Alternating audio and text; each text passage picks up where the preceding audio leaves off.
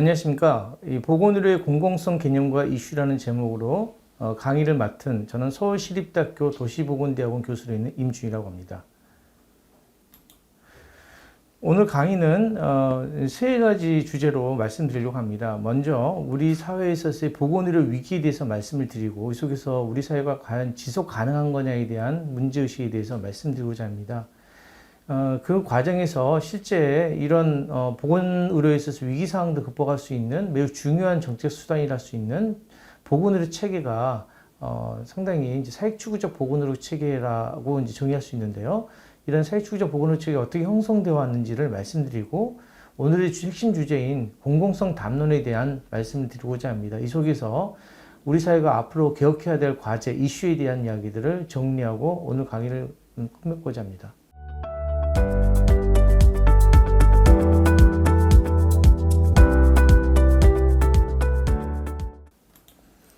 먼저 우리 사회가 직면한 보건의료 위기를 몇 가지로 정리해 보고자 합니다. 먼저 우리 국민들이 누구나 느끼는 고령화의 위기입니다.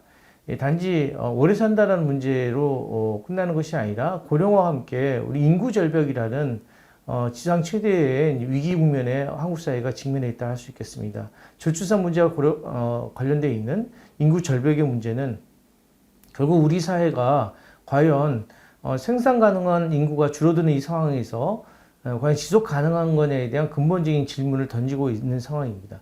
특히 인구 고령화가 매우 심각하게 진행하는 상황 속에서 질병 구조가 만성질환 중심으로 바뀌고 있는데요. 이 과정 속에서 사회적 입원이 대폭적으로 증가하고 있고, 그 속에서 이제 많은 어떤 사회적인 문제가 발생하고 있습니다.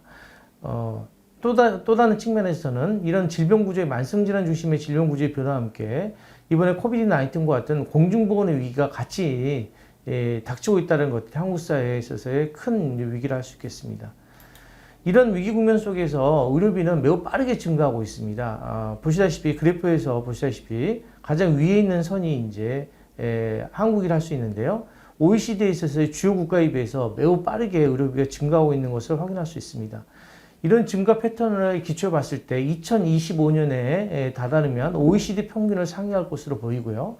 그래서 2025년이 넘어서는 상황에서부터는 우리 경제에 심각한 부담으로 의료비가 작용할 것으로 생각하고 있습니다. 자, 이런 의료비가 빠르게 증가하는 과정 속에서 또 다른 우리 사회에서의 중요한 문제가 건강 불평등의 증가의 문제입니다. 흔히들 기울어진 운동장이라고 얘기하는데요. 사회경제적인 불평등이 매우 심화되고 있고, 우리 국민들이 평균적으로는 잘 산다고 생각을 하고 있지만 과연 이런 잘 사는 어떤 사회적인 부가 모든 국민에게 골고루 혜택이 돌아가고 있냐에 대해서는 많은 의문을 던지고 있는 상황입니다. 이런 사회경제적 불평등은 건강 불평등으로 이어지고 있습니다. 지역 간 건강 격차가 굉장히 커지고 있고, 그리고 사회경제적 위치에 따라서 건강 수명의 차이가 발생하고 있습니다. 이런 속에서 어느 사회경제적 위치, 어느 지역에 있느냐에 따라서 미래 세대의 건강이 결정되고 빈곤이 계속적으로 악순환되는 이런 상황이 계속 발생하고 있습니다. 이런 상황에서 한 국가의 공동체로서 우리 사회 구성원이 사회 구성원으로서의 당연히 누려야 될 보편적 권리인 건강권들을 실현하고 있냐에 대한 근본적 의문이 던져지고 있고, 이 속에서 우리 사회가 살만한 사회인가, 지속 가능한 사회인가에 대한 의문이 지속적으로 던져지고 있는 상황이라 할 수 있겠습니다. 이 속에서 정리해보면 저출산에 따른 생산 가능 인구의 부족, 이 속에서 계속적으로 고령화 인구는 증가하고 있는데 생산 가능 인구는 줄어드는 상황 속에서 미래 복지 부담에 대한 세대 간 갈등이 대폭발할 수 있는 그런 위기에 직면했다고 할 수 있겠습니다. 이런 과정 속에서 기존의 젠더라는 원점, 여성에게 돌봄의 부담이 전가됐던 상황이 더 이상 가능하지도 않고 그렇게 되져서도 안 된다라는 상황들이 보편적인 담론으로 형성되고 있습니다. 이런 과정 속에서 당연히 증가할 수밖에 없는 돌봄 부담을 누가 질 거냐, 특히 가족 돌봄의 한계가 봉착한 상황 속에서 고령화에 있어서의 돌봄 부담 문제들을 어떻게 해결할 거냐가 우리 사회의 가장 핵심적인 문제라고 할 수 있겠습니다. 이런 속에서 계속적으로 시설 중심의, 치료 중심의 보건의료 체계가 지속되다 보니까 의료비 부담이 폭발적으로 증가하는 양상이 전개된다고 할 수 있겠습니다.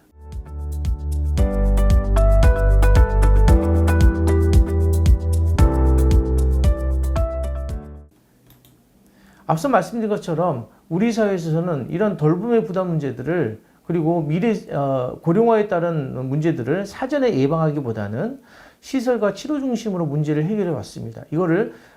이런 보건의료 체계를 이제 치료 중심의 보건의료 체계를 하는데요. 이런 치료 중심의 보건의료 체계 밑바탕에는 또한 시장이라는 기존에 의해서 서비스가 공급되는 특성을 같이 갖고 있습니다. 이런 특성이 있다 보니까 서비스 공급이 정말 필요한 사람에게 지역별 계층별로 골고루 혜택이 돌아가는 것이 아니라 공급이 되는 것이 아니라 정말 구매력이 있는 집단의 공급이 집중되는 양상을 보여주고 있습니다.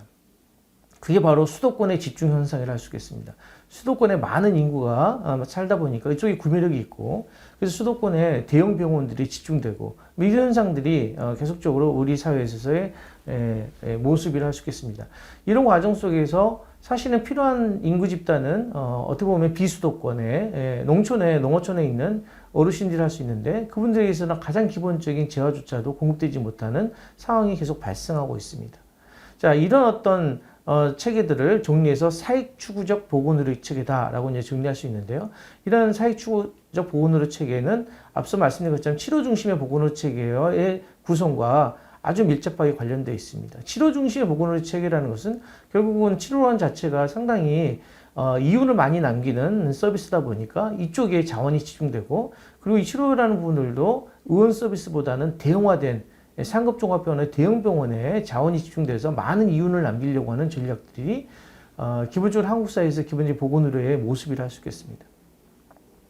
자, 이런 상황 속에서 이제 병상 공급은 필요한 곳에 공급이 되기보다는 수도권에는 대형병원이 집중되고 비수도권에서는 대형병원 많은 자본이 들어오지 못하다 보니까 비수도권에 있어서의 노인에 있어서의 어떤 욕구들을 해결하기 위해서 사회적 입원들을 실현하기 위한 작은 중소병원이 확대되는 이런 양상이 보여지고 있습니다. 이거를 병상 공급의 부적절한 증가를 할 수 있는데요. 그러다 보니까 우리나라가 OECD 국가에 있어서 가장 병상이 많은 국가라고 알려질 정도로 이런 병상 공급의 증가 문제는 커다란 사회적인 이제 문제를 할 수 있겠습니다. 이런 부분들이 결국 의료비 폭증의 주요 원인으로 작용한다고 할 수 있겠습니다. 이 표는 OECD 국가의 인구 천변화 급성기 병상수를 보여주는 표인데요. 한국에 보면 한국이 다른 나라에 비해서 빠르게 병상수가 증가하고 있다는 사실을 확인할 수 있습니다. 현재 2018년 기준으로 일본보다 병상수가 작은 상황이지만 다른 유럽 국가라든지 서구 국가에서도 굉장히 병상수가 많은 걸 확인할 수 있습니다. 문제는 일본은 급성기 병상수가 줄어들고 있는 추세인데 유일하게 우리나라만 증가하고 있다는 것들이 이제 문제를 할 수 있겠습니다. 자, 이런 병상수 공급은 큰 대형 병원만 증가하는 것이 아니라 이런 조그만 병원도 증가하고 있다는 것이 더 문제고요. 이런 조그만 병원들이 수도권이 아니라 비수도권에 빠르게 증가하고 있다는 것들이 문제입니다. 자, 이런 비수도권에 있어서의 작은 병원이 증가한 것은 수도권에 비해서 구매력이 떨어지다 보니까 대형 병원은 들어오지 못하고 그렇지만 고령화에 따라서 노인과 많다 보니까 의료 수요는 굉장히 큰 상황이기 때문에 이걸 대응하기 위해서 적절한 치료를 보장할 수 없는 작은 병원들이 비수도권에 많이 포진하고 있는 상황입니다. 그리고 이거를 이제 재정적으로 메워주는 것이 건강보험 재정체계를 할 수 있겠습니다. 그러다 보니까 건강보험이 모든 국민에게 골고루 혜택이 돌아가는 것이 아니라 수도권에서는 대형 병원에 있어서의 많은 비용들을 건강보험에서 보상을 해주고 비수도권에서는 정말 필요한 적절한 서비스가 아닌 사회적 입원에 대해서 흔히들 사무장 병원이라고 그러죠. 이런 병원들이 많이 이제 발생하면서 사실은 부적절한 서비스에 따른 건강보험의 보장이 이루어지는 이런 상황이 이제 발생한다고 할 수 있겠습니다. 이런 부분들을 전적으로 보여주는 이제 이 표가 의료자 간의 지역별 격차와 관련된 인구 10만 명당 상급종합병원 병상수에 대한 시도별 현황이라 할 수 있습니다. 자, 상급종합병원 병상수 보면 서울과 비수도권의 도지역 간에서 격차가 굉장히 크게 남을 확인할 수가 있습니다. 많은 자원이 수도권에 몰려 있다는 얘기죠. 따라서 비수도권은 병상수는 굉장히 많지만 정말 치료를 제대로 담당할 수 있는 300병상 이상의 종합병원이나 상급종합병원은 매우 부족한 현실을 할 수 있겠습니다. 자, 의사 수만 보더라도 서울과 비수도권을 보면 굉장한 차이가 있음을 확인할 수가 있습니다. 필수 의료를 할 수 있는 전문의의 비중도 굉장히 큰 차이가 있음을 확인할 수 있는데요. 수도권 그리고 대도시에 있어서의 소아청소년과 전문의 수와 비수도권의 도지역에 있어서 소아청소년과 전문의 수를 비교해 봤을 때 대도시에 이런 필수 의료를 할 수 있는, 필수 의료 인력을 할 수 있는 전문 일수의 격차가 크다는 것을 소아청소년과 현황을 통해서도 확인할 수 있습니다. 자, 이런 상황에서 당연히 이런 격차를 줄여주고 격차에 대한 갭들을 메워줄 수 있는 부분들이 또 공공병원이라 할 수 있는데, 이런 공공인프라는 절대적으로 부족한 상황입니다. OECD 국가의 공공병상 비중을 봤을 때 한국이 가장 낮은 수준임을 확인할 수 있고요. 이런 낮은 비중에도 불구하고 더 줄어들고 있는 것들이 한국의 현실일 수 있겠습니다. 결국은 이런 어떤 사익추구적 보건의료 체계는 민간 중심의 병원을 확대시키는 모습으로 나타나고 있고, 공공병원의 인프라는 매우 취약하고, 그리고 지역별 격차는 계속적으로 심화되는 이런 양상이 계속적으로 지속되는 것들이 사익추구적 보건의료 체계의 모습이라 할 수 있습니다. 근데 이런 사익추구적 보건의료 체계는 앞서 얘기했던 인구구조의 고령화, 만성질환 중심의 질병구조의 변화와 비춰봤을 때 전혀 이런 질병구조와 맞지 않는 체계를 할 수 있습니다. 만성질환 중심의 질병구조라는 것은 뭐냐면 실제 엔드 스테이지에 해당되는 아주 중증도 높은 합병증이 발생해서 치료를 했을 때는 이미 의료비만 많이 발생하지 건강을 회복하는 것이 불가능하다는 것을 의미합니다. 만성질환 중심의 질병구조는 사전에 예방하고 건강증진을 하고, 그리고 질병이 발생했다 하더라도 초기에 1차 보건의료의 접근을 통해서 합병증을 예방하고 건강관리를 이루어지는 것들이 매우 중요하다 할 수 있겠습니다.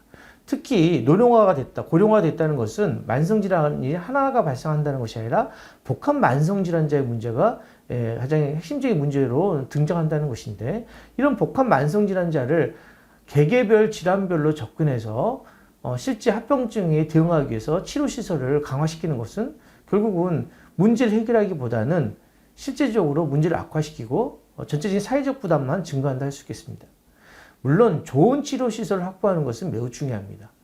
그렇지만 좋은 치료시설 이외에 가장 기본적인 국민의 건강을 관리할 수 있는 1차 보건을 강화한다거나, 그리고 이런 어떤 좋은 치료시설이 지역별로 골고루 분포되는 것이 굉장히 중요한데, 우리는 좋은 치료시설이 대도시에만 몰려있고 비수도권은 없다는 것이 문제일 뿐만 아니라 가장 기본적인 만성질환을 관리할 수 있는 1차 보건의료가 매우 약하다는 것들이 가장 큰 문제를 할 수 있겠습니다.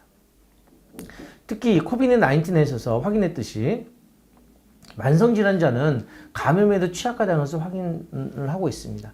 그래서 코비드-19에 의해서 치명적인 문제를 발생시키는 우리 코비드-19 환자분들의 상당수는 복합 만성질환자라는 것을 최근에 여러 가지 언론 보도를 통해서 확인할 수 있습니다. 그런 측면에서 만성질환을 관리하는 것은 이런 공중보건 위상에서도 매우 중요하다 할 수 있겠습니다. 그런데 계속 말씀드렸듯이 한국의 사익주의적 보건의료 체계는 결국 치료 중심, 시설 중심의 보건의료 체계라는 것을 의미하고, 이런 치료 시설 중심이라는 것은 특정 질환에 국한된 치료 중심의 서비스 제공에 초점이 맞춰져 있기 때문에 포괄적인 건강관리가 어렵다, 예방과 건강진이 어렵다는 것이 특성이라 할 수 있겠습니다. 결국 이런 치료 중심의 서비스 체계는 구매력에 기반한, 시장에 기반한 사익추구적 성격과 상승작용을 시켜서 전체적 의료비는 빠르게 증가하는데 전체 국민에게 골고루 혜택이 돌아가지 못하는 이런 문제를 발생시키고 있다고 할 수 있겠습니다. 물론 수도권에 3천만 명이 살기 때문에 평균적으로 건강수명이라든지 기대수명이 높은 것은 사실입니다. 왜냐하면 많은 자원이 수도권에 몰려있다 보니까 사실은 수도권에 있어서의 치료 성적이 상당히 우수합니다. 그래서 서구에 비해서 우리나라가 평균적으로는 여러 가지 보건의료 성적이 우수한 것을 확인할 수 있습니다. 문제는 이런 현상이 평균의 함정이라 할 수 있는데요. 많은 인구가 수도권에 살기 때문에 발생하는 현상이지, 지역별 격차라는 것을 고려봤을 때, 이 격차의 문제를 고려봤을 때 이 문제는 정상적인 상황이라 할 수 없습니다. 모든 사람이 5천만 명이 수도권에 산다는 문제는 모르겠지만 전국토의 균형 발전, 그리고 이 균형 발전이 우리 사회의 지속 가능성의 핵심적인 키워드로 떠오르는 상황에서 이런 상황들을 이런 상황에서 발생하는 보건의료의 평균적인 성적의 향상을 마치 우리나라의 보건의료 문제가 해결된 것처럼 얘기하는 것은 잘못됐다 할 수 있겠습니다. 오히려 구조적인 병폐에 의해서, 구조적인 격차에 의해서 발생하는 문제를 해결하지 않고서는 이런 평균적인 보건의료의 성과조차도 오래 유지되기 어렵다고 할 수 있겠습니다. 특히 이번 코비드-19에서 이런 문제는 수도권에서도 문제를 확인할 수 있었습니다. 필수 중증 의료, 필수 의료, 감염이라든지 이런 부분들의 응급이라든지 이런 부분들은 수익이 많이 나지 않기 때문에 대형 병원조차도 투자를 하지 않습니다. 그래서 우리나라가 급성기 병원이 서구에서 OECD 국가에서 가장 많은 국가에 속함에도 불구하고 중환자 병상은 OECD 국가에서 가장 최하의 수준인 것을 이번에 코비드-19 상황에서 확인할 수 있었습니다. 결국은 중환자 시설이라는 것은 이윤이 많이 남지 않기 때문에 대형 병원조차, 대학병원조차도 투자하지 않는다는 것을 확인할 수 있었던 것이죠. 그런 상황에서 이런 코비드-19이 확진자가 서구에 비해서 굉장히 작은 수준에 불과했음에도 불구하고 조금만 확진자 수가 증가해도 병상이 없어서, 중환자 병상이 없어서 집에서 대기하다 사망하는 사건이 발생했습니다. 만약 그런 일이 발생하지 않아야 되겠지만 유럽처럼 확진자 수가 많이 발생하면 매우 끔찍한 상황이 발생할 수도 있다는 것을 의미한다고 하겠습니다.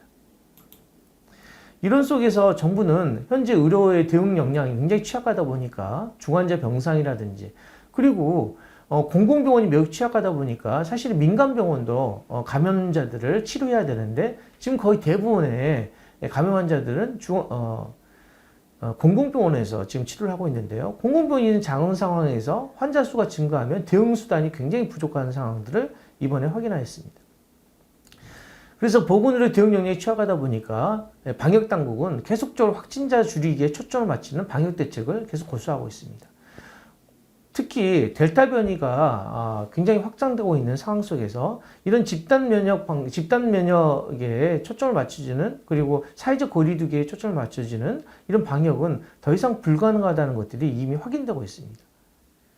그렇지만 왜 정부는 이런 상황 속에서도 이런 사회적 거리두기를 빨리 바꾸지 못하는 것일까? 이거는 당연합니다. 현재 의료체계가 매우 취약하기 때문입니다. 그래서 현재 의료체계들을 좀 더 공공적으로 바꾸고 공공병원을 확충하는 것은 미래에 있어서의 특히 코로나가 일시적 현상이 아니라 위드 코로나 시기에 있어서 당연히 우리가 해야 될 과제라 할 수 있겠습니다. 그래서 현재 확진자 증가에 따른 대비를 계속적으로 방역 조치만 강화할 것이 아니라 감염병 의료체계를 빠르게 구축할 필요성이 있겠습니다. 이런 어떤 문제의식 속에서 정부도 실제 중증도 이상 환자 증가에 대비하기 위해서 300병상 이상의 종합병원의 일부 이제 병상들을 이제 확보하기 위한 노력들을 지금 하고 있고요. 현재도 중환자 병상을 확보하기 위한 노력을 하고 있습니다. 자, 이런 노력들을 단지 일부 민간병원을 지정한 데서 그치는 것이 아니라 공공병상을 확충하기 위한 노력들이 같이 병행돼야 할 것으로 생각됩니다. 자, 그렇다면 이런 사익추구적 보건의료체계는 어느 날 갑자기 생길 것일까요? 실제 그렇지 않습니다. 이런 보건의료체계는, 이런 보건의료체계 형성되는 것은 어떻게 보면 일제 식민지 체제에 있어서 일본식의 보건의료체계가, 일본의 병원의 어떤 체계가 한국에 이식되어 왔고, 그리고 미군정 이후에, 해방 이후에 있어서의 보건의료체계가 공적으로 구축되지 못하고 민간에게 계속적으로 맡겨버리는 이런 시장주의 공급체계가 해방 이후부터 지금까지 이어져 왔기 때문에 이런 사익주의적 보건의료체계가 형성되었다 할 수 있겠습니다. 이걸 간단히 살펴보면 우리나라의 근대적 보건의료체계는 미군정 이후에 들어왔다고 할 수 있는데요. 미군정에 있어서의 보건의료체계는 미국식의 체계가 당연히 들어왔겠죠. 그 과정 속에서 이제 이승만 정부가 이제 보건의료체계에 대한 공적인 개입들을 하기보다는 미국식 의료체계에 있어서의 어떤 체계에 있어서의 시장 중심의 보건의료체계들을 한국에 그대로 정착했다 할 수 있겠습니다. 그 과정 속에서 시장 중심의 보건의료체계에 들어왔다 하더라도 기본적인 공공인프라는 확충을 돼야 될 텐데요. 기본적으로 해방 이후에, 특히 한국전쟁 이후에 있어서의 기본적인 어떤 재정 자원들이 없었기 때문에 실제 보건의료 부분에 대한 공적 투입들은 거의 이루어지지 못했고, 결국 시장에서 알아서 보건의료가 형성되는 이런 상황들이 이어져 왔다고 할 수 있겠습니다. 자, 이런 과정 속에 있어서의 공적인 개입은 보건소를 확대하는 정도로 그쳤고요. 대부분에 있어서의 서비스 공급의 주도권은 공급은 이제 민간에서 이루어졌습니다. 물론 60년대, 70년대까지 민간 부분에 대한 대규모 투자가 이루어질 수 있는 기본적인 시장이 형성되지 않았기 때문에 일제시대부터 만들어졌던 지방의료원, 공공병원이 여전히 서비스 공급에 있어서의 주도적인 역할을 수행했습니다. 문제는 이런 지방의료원을 중축과 확충을 하지 않고 계속 유지해 왔다는 것들이 문제였고, 그런 과정 속에서 시장에 있어서 보건의료, 민간 부문은 계속 성장해 왔던 것이죠. 그리고 이러한 민간 부문의 성장은 1989년 전 국민 의료보험이 등장하게 되고, 우리 국민들이 이제 의료를 이용할 수 있는 기본적 구매력, 시장의 구매력이 형성된 거죠. 특히 대도시를 중심으로 인구가 밀집한 지역에 이런 구매력이 형성되면서 이제 민간 자본이 대규모로 들어올 수 있는 기본적인 배경이 되었다 할 수 있겠습니다. 자, 그런 과정 속에서 의료보험에 전국민 의료보험이라든지 건강보험 체계가 등장하면서 같이 공급 체계에서도 공공성 강화하기 위한 공급이 확대되었어야 되는데, 정부가 70년, 80년 계속적으로 계획은 수립했지만 실제적인 투자는 하지 않았습니다. 그럴 만한 여력이 있었음에도 불구하고 여전히 시장에, 보건의료는 시장에서 맡긴다라는 그런 담론들이 우세했기 때문에 결국은 점점 더 재정적인 기반이 형성됐음에도 불구하고 여전히 공공부문에 대한 투자를 하지 않았고, 일제시대 때 만들어진 지방의료원을 조금 중축하고 조금 개편하는 정도로 공공병원의 모습이 그대로 유지해 왔던 것들이 한국 사회에 있어서의 어떻게 보면 현재 위기를 자초했던, 위기가 계속적으로 증가하게 된 원인이라 할 수 있겠습니다. 이런 과정 속에서 89년 전국 의료보험에 대대적인 민간 자본이 들어오게 되고 자본이 축적이 되고, 특히 신자유주의 세계화에 의해서 더더욱이 공공부문에 대한 투자는 매우 작은 정부를 지향하는 신자유주의 체계와 맞물려서 공공의 투자는 쥐약시되는 흐름이 형성됐기 때문에 공공비용 확충은 더더욱 이루어지지 못했습니다. 자, 이런 과정 속에서 현재 4대 위기라 얘기할 수 있는 첫 번째 말하는 고령화의 위기, 인구 절벽의 위기, 그리고 공중보건의 위기, 의료비 폭증이 있다는 위기, 건강 불평등의 위기 상황이라는 것이 80년, 90년, 2000년 들어서 지속적으로 악화됐음에도 불구하고 이걸 대응하기 위한 공적인 인프라를 확충한다거나 전체 의료체계를 공공적으로 만드는 노력들은 하지 않은 채 시간이 흘러왔다는 것입니다. 이 속에서 매우 빠른 고령화의 속도가 이런 보건의료체계와 부딪히면서 결국은 한국 사회에서의 매우 심각한 위기로 빠져들고 있다라고 볼 수 있습니다. 그런 가장 대표적인 문제가 앞서 얘기한 것처럼 의료비의 폭증이라 할 수 있겠습니다. 자, 이런 상황 속에서 보건의료들을 사회주의자 보건의료 체계를 개편해야 된다는 목소리가 보건의료계에서 계속 있어 왔습니다.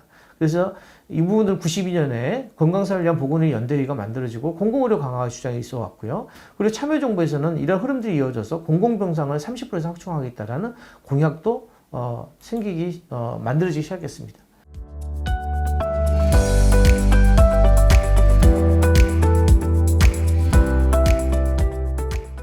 자, 그럼에도 불구하고 여전히 전체 지배적인 담론은 보건의료는 시장에서 일반 상품처럼 공급돼야 돼라는 시각이 굉장히 광범위하게 형성되어 있고, 공공적으로 분배돼야 되고 배치돼야 된다라는 시각들은 여전히 아직까지 매우 낮은 수준에 머물러 있다 할 수 있겠습니다.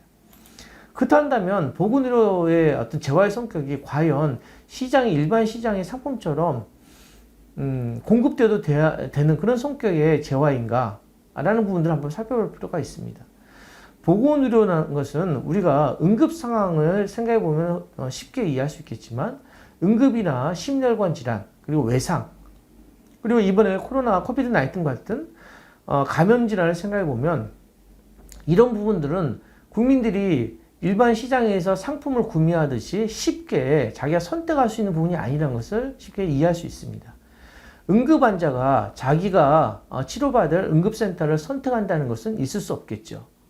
119가 가장 적절한 치료를 할 수 있는 응급센터로 이송하는 겁니다.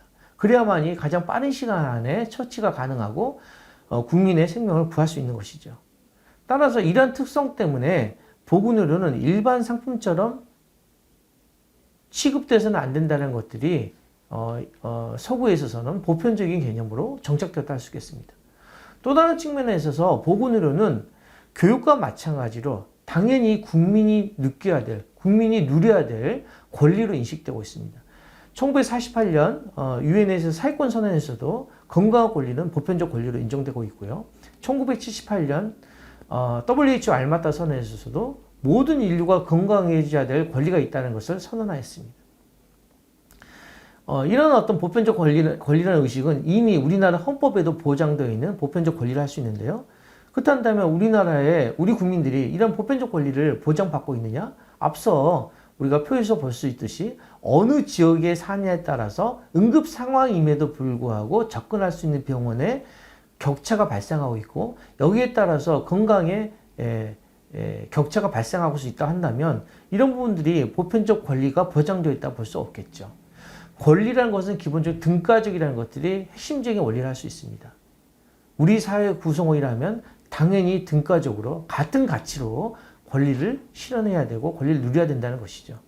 물론 모든 국민들이 동일한 건강 수준을 가져야 된다는 것은 불가능한 일입니다. 생물학적 차이가 있고 여러 가지 조건의 차이가 있기 때문에 동일 수준에서 건강 수준을 갖는 것은 어렵다 하지만, 이런 건강 수준의 격차가 줄어드는 방향으로 나가야 된다고 할 수 있습니다. 더더욱이나 건강 문제가 발생했을 때 접근해야 될 권리는 동등해야 된다. 이게 바로 보편적 권리를 할 수 있는데, 우리 사회가 이런 보편적 권리를 보장하고 있냐 부분에 있어서는 전혀 아니다고 얘기하는 것들이 정답을 하겠습니다. 자, 이런 보편적 권리라는 측면 때문에 보건의료는 당연히 공공성이 강조될 수밖에 없고, 민간 서비스 업자라 민간에서 서비스를 공급한다 하더라도, 그리고 민간이 비영리 기관이 아닌 영리 기관조차도 공공적인 역할을 해야 된다는 것들이 강조되는 것들이 서구의 보편적인 담론, 지형이라 할 수 있겠습니다. 그러나 우리는 공공병원, 국립대학병원조차도 어떻게 보면 민간 대학병원과 별 차별성을 못 느낄 정도로 상당히 영리 추구적 형태들을 많이 보이고 있습니다. 결국은 개별 병원의 문제가 아니라는 것들을 확인하는 것이죠. 결국은 시스템적으로 구매력에 기반해서, 시장에 기반해서 서비스가 공급되다 보니까 그 병원의 성격이 비영리 병원이든 공공병원이든 시장에서 살아남기 위해서 공공적인 역할보다는 그 사익 추구적인 모습을 보인다 할 수 있겠습니다. 자, 이런 부분들이 결국은 보건의료의 기본적인 사회적 특성과 부딪히는 측면이라 할 수 있겠습니다. 특히 코비드-19과 관련돼서 공포와 불안 굉장히 크죠. 우리 국민들이 공포와 불안을 해결할 수 있는 수단이, 그런 안전망이 있느냐에 대해서는 이번에 코비드-19 사태에서 우리 국민들이 그렇지 못하다는 것들을 확인했고, 그 부분들이 공공병원들을 확충해야 된다에 대한 시민들의 열렬한 지지, 전폭적인 지지에서 그런 부분을 확인할 수 있다고 할 수 있겠습니다. 자, 그렇다면 보건의료는 그런 시장의 특성은 또 없느냐? 그렇지는 않습니다. 대표적인 미용 목적의 성형 같은 경우에는 개인의 선호에 따라서 시장에서 병원을, 예를 들면 성형외과라든지 피부과라든지 이런 필요한 서비스를 구매하는 것들은 당연하다고 할 수 있겠습니다. 자, 그렇지만 필수적인 의료 서비스는 개인의 선택보다는 질적인 측면, 그리고 빠르게 시간에 의존하기 때문에 빠른 시간 안에 적정한 치료시설을 갈 수 있도록 공적인 어떤 시스템들을 만들어주는 것도 굉장히 필요합니다. 병원이라든지 119 시스템이라든지 이랬을 때만이 실제 국민의 생명과 안전을 지킬 수 있는 것이죠. 그런데 이런 특성들이 매우 다양한 이질적인 특성을 갖고 있습니다. 그래서 예방접종 같은 공공재적인 특성도 있고, 응급외상 심혈관 질환 같은 가치재적인 성격도 있고, 앞서 얘기한 것처럼 미용 성형 같은 고가의 의료 서비스도 같이 존재하는 이런 특성들을 갖고 있습니다. 최소한 공공재 가치재에 해당되는 것은 일반적인 시장에서 공급돼서는 안 된다고 할 수 있겠습니다. 근데 현재는 시장에서 서비스가 공급되다 보니까 여러 가지 부작용이 발생하는 겁니다. 이게 보건학에서 얘기하는 정보와 지식의 불균형 문제, 외부 효과의 문제, 불확실성의 문제, 여러 가지 시장 실패 요인이 발생하는 것입니다. 자, 이런 시장 실패가 발생하다 보니까 결국은 필요한 사람에게 서비스가 공급되는 것이 아니라, 그리고 필요한 부분들이 자원이 만들어지는 것이 아니라 비필수적인 부분에 자원이 집중되고, 그리고 정말 필요한 사람에게 서비스가 되지 않고 서비스가 과잉으로는, 어떤 부분은 과잉으로 이루어지고 필요한 부분들은 과소가 이루어지는, 과잉과 과소가 같은 한 사회에서 발생하는, 보건의 체계에서 같이 발생하는 이런 문제를 보여준다 할 수 있겠습니다. 그래서 결국은 보건의료의 특성들을 고려하지 않는 일반적인 시장에서 공급 체계는 시장 실패가 발생할 수밖에 없는 현상이라고 할 수 있겠습니다. 자, 건강권리는 누구나 누려야 될 보편적 권리라고 말씀드렸습니다. 유엔의 사회권 선언이라든지 국제노동기구에서 건강권, 세계보건국에서 헬스포홀, 그리고 우리나라 헌법에서 보장하고 있는 건강한 권리, 이 부분들은 특히나 우리 국민들의 사회경제 수준이 올라가고 사회에 있어서의 본인의 권리의식이 성장하면서 당연히 교육과 보건의료는 우리 사회 구성이라면 누구나 누려야 될 권리라고 인정하고 있는 것입니다. 이 속에서 이런 건강권 실현의 장으로서 1차 보건의료의 중요성, 대형병원, 물론 좋은 치료시설도 중요하지만 우리 국민들이 일상생활에 있어서의 찾아가고 경험하고 그리고 관계를 형성할 수 있는 1차 보건의료, 1차 의원이라든지 보건기관의 역할이 매우 중요하다 할 수 있겠습니다. 그리고 이걸 백업해 줄 수 있는, 뒤에서 백업해 줄 수 있는 공공병원의 역할, 그리고 민간병원도 공적인 역할들을 가져나가는 것들이 한국 사회에 있어서의 현재 위기를 돌파할 수 있는 굉장히 중요한 정책 수단이라 할 수 있겠습니다. 이런 속에서 몇 가지 공공성 이슈를 정리해 볼 수 있겠습니다. 지금까지 우리나라에서의 공공성 이슈는 건강보험의 보장성 강화가 대부분이었다 해도 무방하겠습니다. 물론 굉장히 중요합니다. 진료비 할인 제도라고 평가될 정도로 광범위한 비급여가 존재했고, 이런 과정 속에서 우리 국민들이 의료비에 대한 요구들이 커지고 있는데 건강보험이 전체 국민의 의료비 보장들을 제대로 해주고 있느냐에 대한 비판들이 계속 있어 왔습니다. 특히 비급여 구조 때문에 더욱더 그랬던 것이죠. 자, 이런 문제 해결하기 위해서 문재인 케어가 나왔고, 문재인 케어 속에서 비급여를 급여화시키기 위한 노력을 했습니다. 상당한 성공적인 모습을 보였다 하겠습니다. 그러나 이런 문재인 케어가 제대로 작동하기 위해서는 현재 지출 구조, 공급 구조를 바꾸지 않고서는 결국은 문재인 케어에 있어서의 보장성 강화와 그리고 의료비에 있어서 합리적인 통제가 어렵다 할 수 있겠습니다. 그래서 문재인 케어를 강화시키기 위해서도 이런 서비스 공급 체계에서 공공성을 강화하는 것이 매우 중요할 수 있겠습니다. 특히나 문재인 케어에 있어서는 의료비 보장을 얘기하고 있는데, 의료비 보장뿐만 아니라 소득 성실을 보장해 준다거나 그리고 재활을 강화시켜 주거나 뭐 이런 것들을 하기 위해서는 상병수당 제도가 빨리 들어와야 합니다. 상병수당 제도가 없을 때는 결국은 우리 국민들이 기본적인 급성기 치료는 담당하지만 외래에서 재활 서비스를 받고 직장과 사회 복귀를 할 수 있는 그런 최소한의 소득 보장에 그런 기반들이 없다 보니까 이런 재활 서비스를 받지 못하고 직장으로 복귀하고 그런 과정 속에서 건강 문제가 악화되는 일들이 계속 발생하고 있습니다. 따라서 소득 상실을 보장하고 사회 복귀를 하기 위해서는 상병수당이 반드시 있어야 되겠습니다. 그래서 이후에 있어서 보건의료 체계에 있어서 공공성 문제는 문재인 케어를 정착시킨과 함께 상병수당 제도를 도입하는 것들이 매우 중요합니다.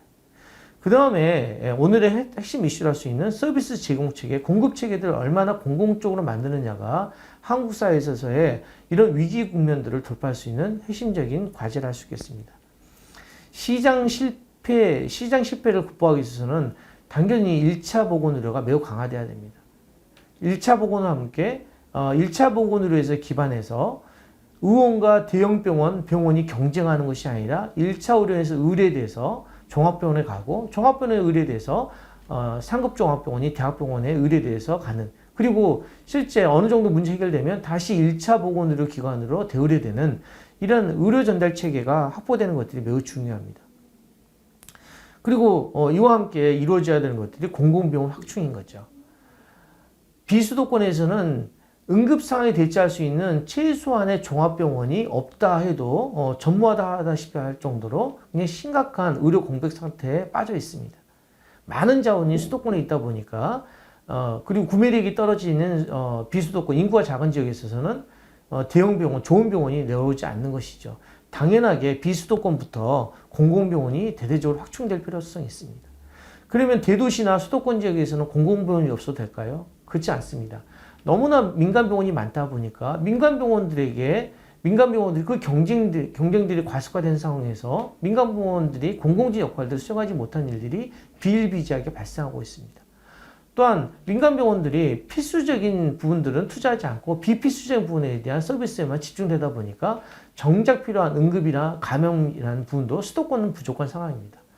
자, 이런 공백들을 메우기 위해서도 수도권에 있어서 좋은 공공병원이 만들어져야 될 뿐만 아니라 민간병원들을 선도해서 공공민간이 같이 필수 중증 의료를 보장할 수 있는 체계를 만들 필요성이 수도권에도 대두된다 하겠습니다. 따라서 공공병원 확충은 비수도권이 빠르게 만들어져야 되겠지만 수도권도 공공병원이 최소한 중진료권보다 준 진료권마다 한 개 이상씩 확충되는 것이 필요하다 하겠습니다. 정리 보면 1차 보건의를 강화하고 공공병원을 확충하고 그리고 거기에 기반해서 민간 부분도 필수 보건의료를 제대로 보장할 수 있도록 민간 부분들이 공익제 역할을 수행할 수 있도록 만들어주는 것. 이것들이 결국은 현재 한국 사회가 앞으로 해야 될 공급 체계에 있어서의 공공성의 이슈 또는 과제라 할 수 있겠습니다.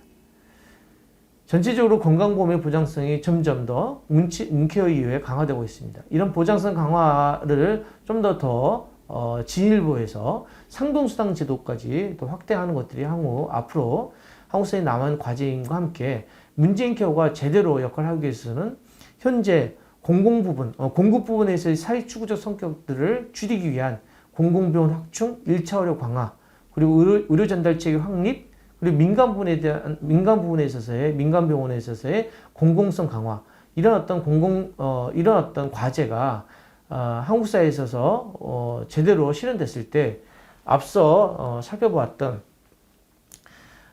고령화의 위기 그리고 공중보건의 위기, 의료비 폭증했다는 위기 그리고 건강 불평등의 위기 네 가지 위기에서 한국 사회가 위기 국면을 돌파하고 누구나 이런 보편적인 건강권들을 누리고 건강하게 생활할 수 있는 환경이 만들어질 것으로 생각됩니다.